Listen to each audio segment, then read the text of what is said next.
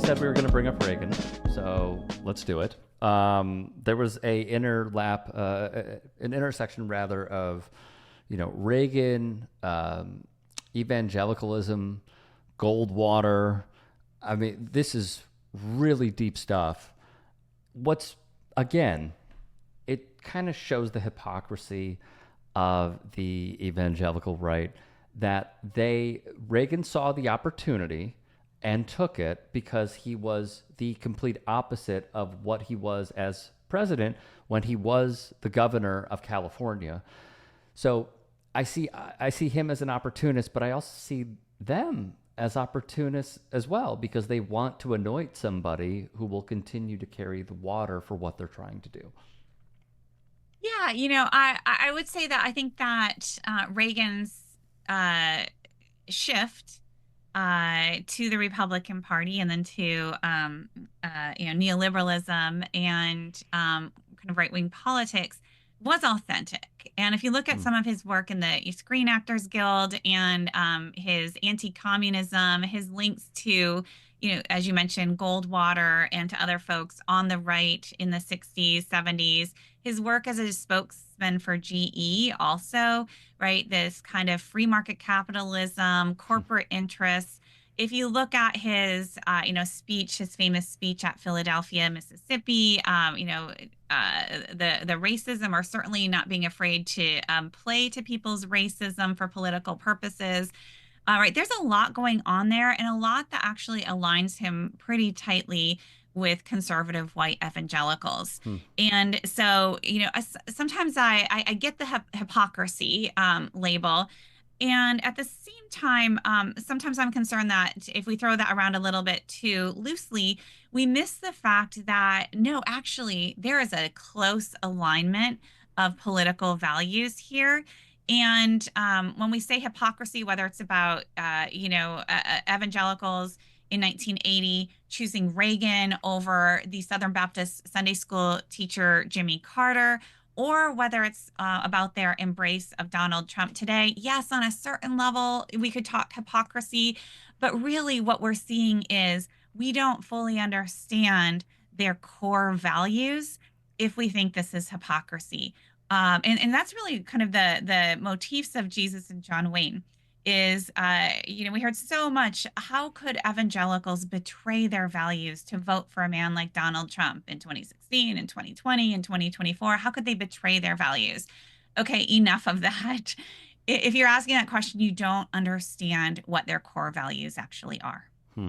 There's another thing, and obviously we'll get to Trump a little bit later, but you wrote in your book, the election win of Reagan swung evangelicals' lifelong loyalty to Republicans. How did he do it? Say that again. Sorry, one more time. Sure. So on page 106 of your book, you wrote the election win of Ronald Reagan swung evangelicals' lifelong loyalty to Republicans. How did he do it? There's a lot going on there, and it's not just Reagan, right? Reagan is a symptom as much as a cause, or he just reflects this broader political realignment that had been happening in fits and starts really for 2 decades.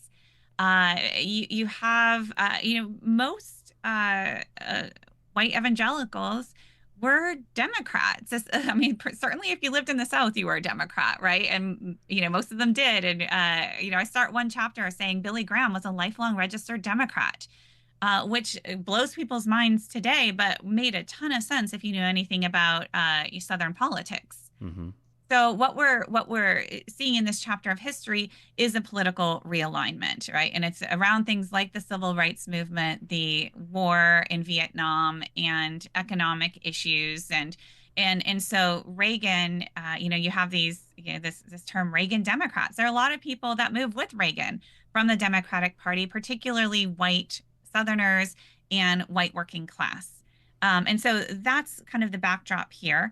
And in 1980 is the election that seals the deal. Again, you've seen it happening in fits and starts, but 1976 was a bit of an aberration. Again, somebody like Jimmy Carter, yes, he's a Democrat, but my goodness, he's this, card carrying, born again evangelical. The media is like, scrambling around in the pre-Google age. What does that mean? What does it mean to be born again? And, in the wake of Watergate, he seemed this breath of fresh air, and he's going to restore morality, Christian morality to politics. That was the last gasp. It was the last time that a Democrat got the majority of evangelical votes. Reagan comes along, and many evangelicals felt betrayed by Carter, or were told by their leaders that they should feel betrayed because Carter ended up supporting the Equal Rights Amendment. He, was seen as weak on foreign policy. We could dissect that. There's a whole history there as well.